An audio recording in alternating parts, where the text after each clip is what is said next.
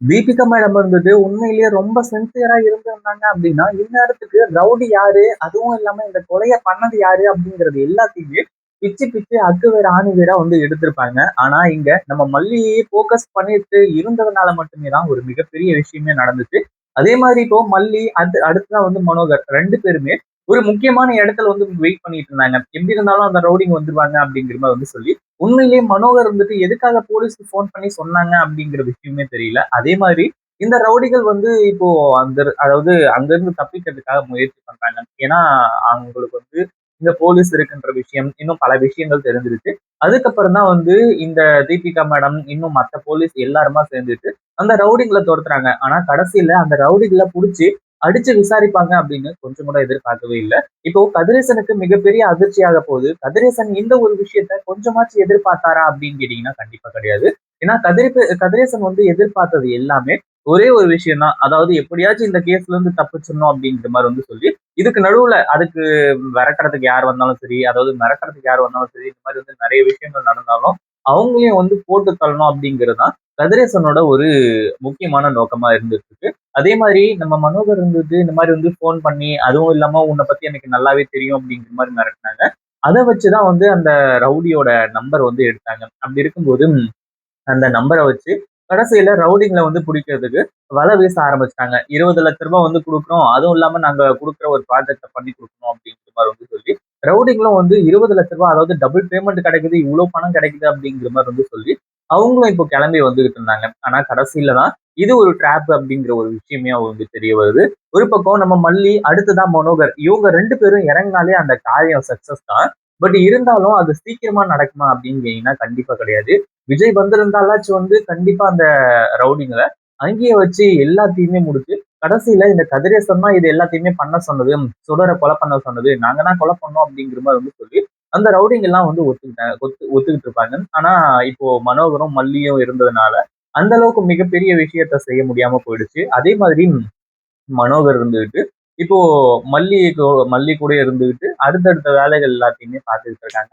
அதாவது ரொம்ப நேரமா வந்து வெயிட் பண்ணிட்டு இருந்தாங்க. ஏன்னா ஏற்கனவே வந்து அந்த ரவுடிங்க கிட்ட எல்லாத்தையுமே டீட்டெயிலா வந்து பேசி வர வச்சு எல்லாத்தையும் பண்ணிட்டாங்க. அதே மாதிரி இந்த தீபிகா மேடம், அப்புறம் அதாவது இன்னும் வந்து சப் இன்ஸ்பெக்டர்லாம் இருக்காங்க இல்லையா? அவங்க வந்து அங்க வந்து என்ட்ரி குடுத்து ரொம்ப நேரமா வெயிட் பண்ணிட்டு இருக்காங்க. ஏன்னா வந்து ஒரு அசைன்மென்ட் கிடைச்சிருக்கு. அந்த ஒரு அசைன்மென்ட் மூலியமா நமக்கு பணம் கிடைக்க போகுது அப்படிங்கிற மாதிரி வந்து தெரிய வந்துச்சு. அதே மாதிரி இப்போ தீபிகா மேடத்துக்கு யாரு என்ன ஏது இன்ஃபர்மேஷன் குடுத்தாங்க அப்படிங்கிறது தெரியாது. பட் இருந்தாலும் அங்க போயிட்டு வந்து அவங்க வெயிட் பண்ணி பார்த்தது உண்மையிலேயே ரொம்ப நல்ல விஷயமா போயிடுச்சு. அதே மாதிரி இவங்க எதிர்பார்த்த மாதிரி வந்து அந்த ரவுடிங்களும் வந்தாங்க. ஆனா கடைசியில அந்த ரவுடிங்களுக்கு எப்படியோ போலீஸ்ங்கிற விஷயம், அதுவும் இல்லாம இது ட்ராப் தான் அப்படிங்கிறது தெரிய வந்துருச்சு. எப்படி அப்படின்னு பார்த்தீங்கன்னா, இந்த மாதிரி வந்து அந்த ரவுடியே ஃபோன் பண்ணி கதிரேசன் கிட்ட வந்து சொல்றாங்க. இந்த மாதிரி வந்து ஒரு பார்ட்டி வந்து, அதாவது உங்க ஃப்ரெண்ட் ஒருத்தர் ஃபோன் பண்ணாரு. ஃபோன் பண்ணி ஒரு அசைன்மென்ட் வந்து குடுத்துருக்காரு. அதுக்காக தான் அவர்கிட்ட வந்து கேட்கறதுக்காக போயிட்டு இருக்கேன் அப்படிங்கிற மாதிரி வந்து சொல்றாங்க. ஏன்னா கதிரேசன் ஏற்கனவே வந்து பணத்தெல்லாம் செட்டில் பண்ணி, இந்த மாதிரி நீங்க வெளியூருக்கு வந்து போயிடுங்க, இங்க இருக்காதீங்க அப்படிங்கிற மாதிரி வந்து சொல்லி சேஃப் ஆயிடலாம் அப்படிங்கிற மாதிரி நினைச்சாங்க. இது வந்து ஏதோ ஒரு ட்ராப், அங்க போய் மாட்டிக்காதீங்கடா அப்படிங்கிற மாதிரி வந்து சொல்லி இவங்க வந்து எஸ்கேப் ஆகணும் அப்படிங்கிற மாதிரி நினைக்கும்போது, நம்ம தீபிகா மேடம்லாம் வந்து பின்தொடர்ந்து ஓட ஆரம்பிக்கிறாங்க. அவங்கள வந்து பிடிக்கணும் அப்படிங்கிறதுக்காக. ஆனா கடைசியில வந்து இப்படி ரவுடிகள வெறித்தனமா வந்து ஓட விடுவாங்க அப்படின்னு கொஞ்சம் கூட எதிர்பார்க்கவே இல்ல. உண்மையிலேயே தீபிகா மேடம் எந்த அளவுக்கு தன்னோட வேலையில சின்சியரா இருக்காங்க அப்படிங்கிற ஒரு விஷயம் இதுல இருந்தே தெரிய வரும். ஏன்னா இப்போ இந்த சுடரோட கொலை சம்பந்தப்பட்ட விஷயத்துல இந்த ரவுடிகளுக்கு சம்மந்தம் இருக்கு அப்படிங்கிற மாதிரி வந்து சொல்லிதான் அங்க வந்து தீபிகா மேடத்துக்கு வந்து ஒரு ஃபோன் கால் வந்துச்சு. அதாவது மனோகர் இருந்துட்டு ஃபோன் பண்ணி இப்படி சொன்னாங்க. அப்படி இருக்கும்போது இப்போ தீபிகா மேடம் வந்து அந்த ரவுடிங்கள துரத்துறாங்க. ஆனா கடைசியில பிடிக்கிறது யாரு அப்படின்னு பாத்தீங்கன்னா, நம்ம மனோகரும் மல்லியும் தான். உண்மையிலேயே மனோகரும் மல்லியும் இப்படி மாஸ் காட்டுவாங்க அப்படின்னு கொஞ்சம் கூட எதிர்பார்க்கவே இல்ல. அதாவது மனோகருக்கும் மல்லிக்கும் ரொம்ப நேரமா வந்து என்னடா இது எங்கேயுமே யாருமே காணோமே அப்படிங்கிற மாதிரி வந்து நினைச்சாங்க.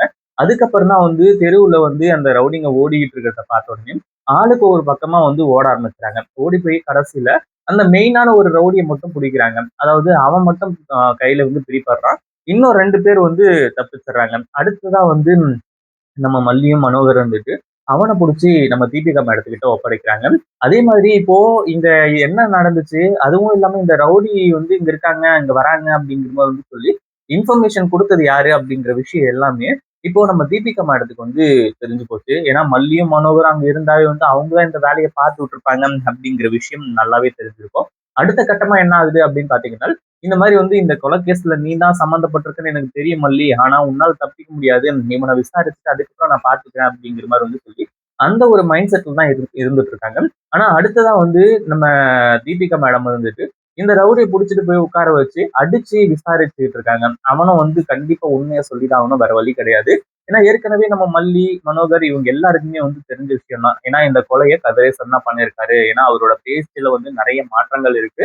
இன்னும் நிறைய விஷயங்களை வந்து அவங்க நோட் பண்ணியிருக்காங்க அப்படிங்கிற மாதிரி வந்து சொல்லி அதே மாதிரி அந்த ரவுடி இப்போ உண்மையை ஒத்துக்கணும். அதுக்காக தான் வந்து போலீஸ் அடிச்சு விசாரிச்சுட்டு இருக்காங்க. அடிச்சு விசாரிக்கும் போதுதான் அந்த ரவுடி வந்துட்டு எல்லா உண்மையுமே சொல்றான். இதுதான் நடந்துச்சு. அதுவும் இல்லாம இந்த மாதிரி விஷயங்கள்லாம் வந்து அதாவது இது வந்து பணம் கொடுத்து பண்ண சொன்னாங்க.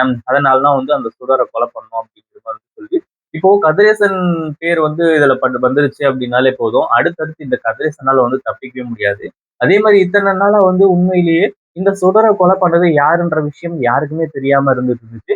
இப்போ போலீஸ்க்கெல்லாம் வந்து உண்மை தெரிஞ்சு கடைசியில இப்படி மாஸ்க் காட்டுவாங்க அப்படின்னு கொஞ்சம் கூட எதிர்பார்க்கவே இல்லை.